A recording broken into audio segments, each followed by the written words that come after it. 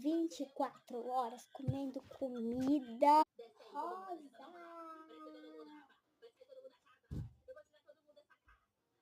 Spider-Man, Spider-Man.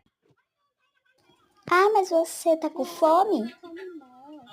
Imagina. 5 minutos antes. Eu tô morrendo de fome.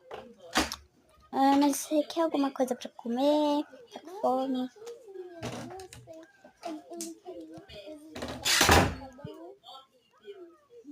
Mal sabe ela que eu tô morrendo de fome. Por que eu não aceitei essa comida, velho? Ah, não. Mas eu acho que eu vou parecer mais esfomeada se eu aceitar, né?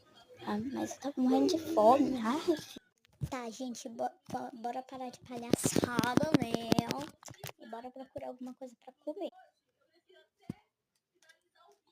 Ah, mas você só anda com essa unha. Eu amo as minhas unhas. Eu não desgrudo delas por nada.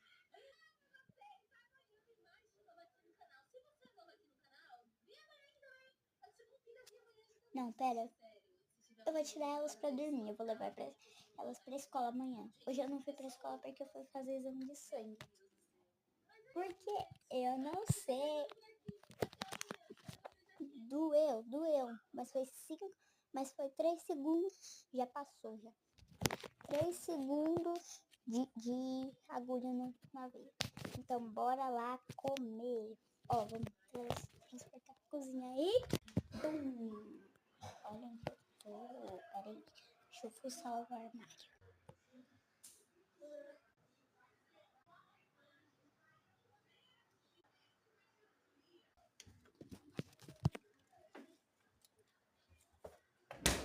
Gael.